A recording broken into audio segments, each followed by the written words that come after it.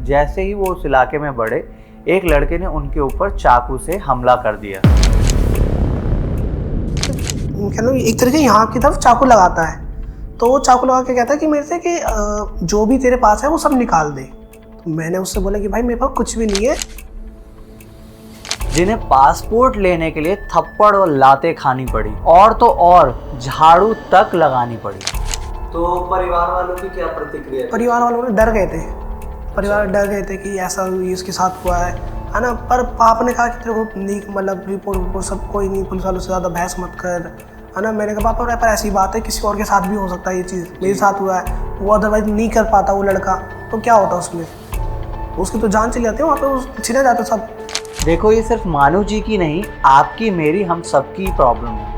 हाल में ही कुछ हुए और केसेस से इसे समझते हैं। You do not want to be messing in India with a police officer, because if you really tick them off, they can literally use a couple of provisions under the Criminal Procedure Code to hold you without any reason whatsoever. अभी तक कुछ भी इतना shocking नहीं था जो अब होने वाला है।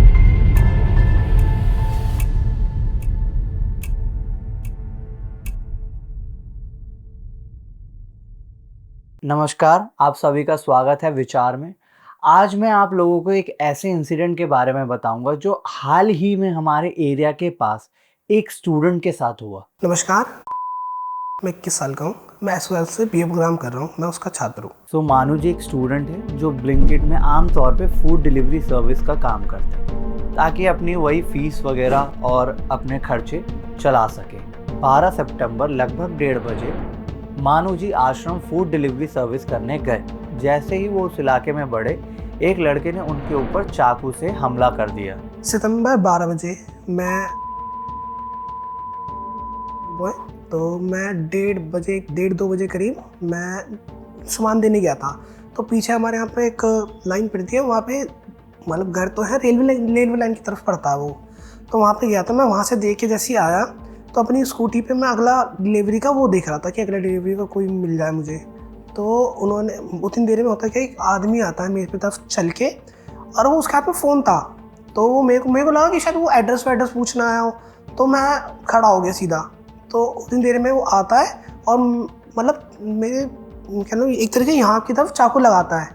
तो वो चाकू लगा के कहता है कि मेरे से कि जो भी तेरे पास है वो सब निकाल दे। तो मैंने उससे बोला कि भाई मेरे पास कुछ भी नहीं है, और ये मतलब मैं डर गया उस समय, दिमाग एकदम में नहीं खड़ा।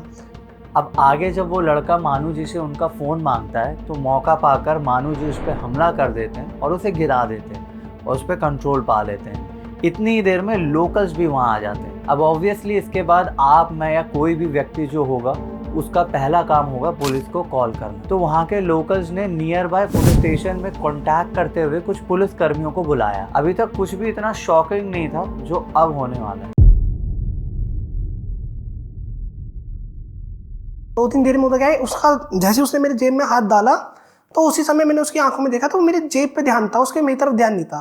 तो उसी समय मैंने जो का चाकू वाला हाथ था, मैंने उसी समय उसको मोड़ा पूरी जान से, जिससे वो गिर गया।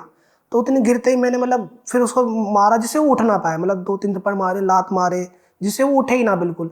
उतनी देर में जो लोग आसपास जो खड़े देख रहे थे, तो वो लोग आए, वो कह रहे क्या हो गया क्या हो गया। मैंने कहा ये मुझसे ऐसे चाकू कर रहा था ये वो। तो वही बाई चांस उसका दोस्त आता है, तो वो आता है, वो देखता है कि ये तो भीड़ जमा हो रही है, क्या हो गया अचानक से। तो वो आके भीड़ में देखता है ये तो मैं हूँ। तो उसने कहा हाँ भाई क्या हो गया क्या हो गया।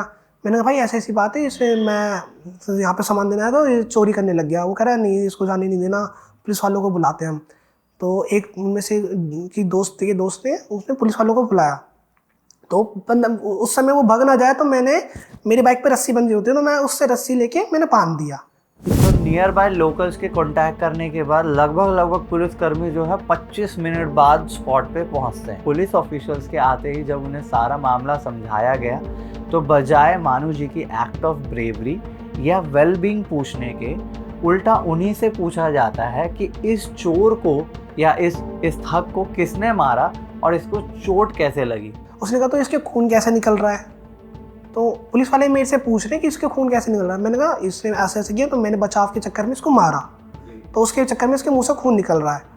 तो वो कह रहा कि तो मारा क्यों, तो तूने बांध रखा है। तो मैंने कहा बांधा अभी है, पहले ही मेरे साथ चाकू भी पड़ा है मेरे पास, अब ये देख लीजिए। वो कह रहे तो इसके हाथ के फिंगरप्रिंट तो उसमें मिले। मैंने कहा आप तो सीधा ना ध्यान करें, इसने चोरी करने आया मेरे से। तो उसने कहा कि चलो दोनों साथ चलो। मैंने कहा मुझे क्यों ले जा, आप चोर को ले जाओ उसका, क्योंकि वो चोरी कर रहा ना कि मैं कर रहा हूँ। तो वो कह रहा नहीं दोनों साथ चलो, दोनों का रिपोर्ट रखी जाएगी थाने में, चलो। तो हम, मेरे दोस्त और मैं, हम साथ जाते हैं। देखो ये सिर्फ मानू जी की नहीं, आपकी मेरी हम सबकी प्रॉब्लम है।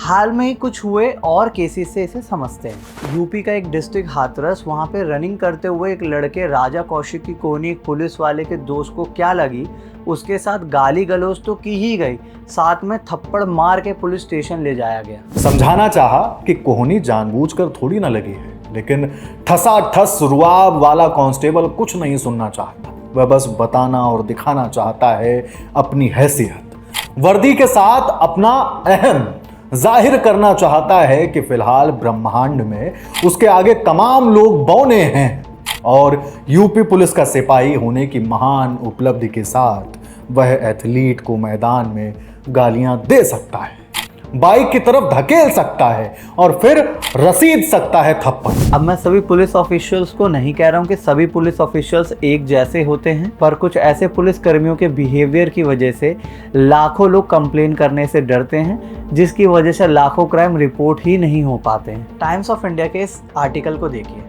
डॉक्टर अरविंद तिवारी द्वारा एक रिसर्च किया गया। इस रिसर्च में पाया गया कि 75% हमारी पॉपुलेशन अवॉइड करती है क्राइम को रिपोर्ट करने में बिकॉज ऑफ पुलिस का मिसबिहेवियर, और ये मिसबिहेवियर और भी ज़्यादा है वुमेन एंड मार्जिनलाइज्ड सेक्शन के लिए। फिर अगले दिन मेरे पास फ़ोन आता है कि आप आ जाओ, एक बार बात करनी है कुछ। तो मैं अपने दोस्त को लेके साथ जाता हूँ। तो मैं अकेले की पुलिस वाले, क्योंकि आमतौर पर पुलिस वाले के जाना थोड़ा घबराहट सी होती है, तो दोस्त को लेके जाता हूँ। तो मैं वहाँ पे देखता हूँ थाने में कोई, मतलब जिस चोर के बारे में जो मुझे पक्का रहा था वो था ही नहीं वहाँ पे। तो मैंने कहा सर वो कहाँ गया? तो वो कह रहा कि उसके घर वाले आए थे और उसको ले गए। मैंने कहा हाँ। तो मैं हैरान हो गया। मैंने कहा सर आपने मेरे से पूछा कि उसको जाना देना है कि नहीं? उसने मेरे साथ ऐसा किया और आप एकदम उसके घर वाले आए और उसने हमने दया के कान छोड़ दिया। वो कह रहे नहीं उसके घर वाले आए थे, बहुत माफ़ी मांगे, वो अगली ऐसे नहीं करेगा, ऐसे बोल के गए। मैंने कहा सर आपको क्या पता वो बाद में बाहर जाके मुझे मार दे, है ना? आप तो वहीं पर खड़े, ऐसा आप उस दिन भी लेट आए थे, ऐसे तो आप हो सकता है कहीं भी जैसे मर जाऊँ तो मैं आप आओगे ना। तो इस बात पे वो थोड़ा मतलब वो हो गया, गुस्सा हो गया। तो कह रहा तो ज़्यादा फालतू मत बोल, है ना? जो काम बोला है अभी अंदर सर आएंगे, उनसे बता दियो सारी बात और कह दियो कि ऐसे ऐसे हुआ। तो मैंने आए सर, मैंने सर बताया, सर से भी बोला। मैंने कहा सर आपने ऐसे जाने क्यों दिया? सर कहे तू ज़्यादा मत बोल, तू जा। मैंने कहा सर आप इस तरह से तो बोल नहीं सकते मुझे, क्योंकि मैंने बहादुरी का काम किया और ऐसे चोरी का काम नहीं किया जो आप मुझे इस तरह से डांट रहे हो। तो इतनी बात पे शायद वो मतलब वो हो गया, ज़्यादा चढ़ गया जैसे मेरे से। तो कह रहा तेरे को बात समझ नहीं आ रही है, तेरे को जेल में डाल दूंगा अगली बार तूने ऐसा बोला तो इतनी बात पे मतलब शायद वो मेरे से गुस्सा ही हो गया। तो उन्होंने कहा चुपचाप सिग्नेचर और निकल यहाँ से, तेरे दिमाग नहीं, मतलब मेरा दिमाग मत ख़राब कर। तो ये बात हुई। फिर उसके दिन से पुलिस वालों से ना विश्वास एक तरह से उठ गया पूरा। और अगर आप नोटिस करो तो ये सारा मिसबिहेवियर ज़्यादातर एक ही तरह के लोगों के साथ हो रहा है। तो कोशिश करते हैं समझने की कि ऐसा क्यों होता है। स्टडी के दौरान इसके कई रीज़न हमें मिले, जिसमें सबसे ज़रूरी और इम्पॉर्टेंट था जॉब सिक्योरिटी एंड पावर।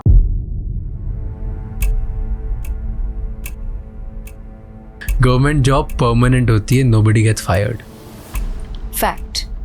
कुछ भी कर लो, ऐसा नहीं है, मतलब क्रिमिनल चार्जेस छोड़ के बहुत कम, बहुत लेजी और मुश्किल नॉन है परफॉर्मेटिव हटाना। तो चलेगा। हाँ बहुत मुश्किल है हटाना। You do not want to be messing in India with a police officer, because if you really tick them off, they can literally use a couple of provisions under the Criminal Procedure Code to hold you without any reason whatsoever, just manufacturing things in thin air without any difficulty, and minimum keep you without any reasoning for up to 24 hours.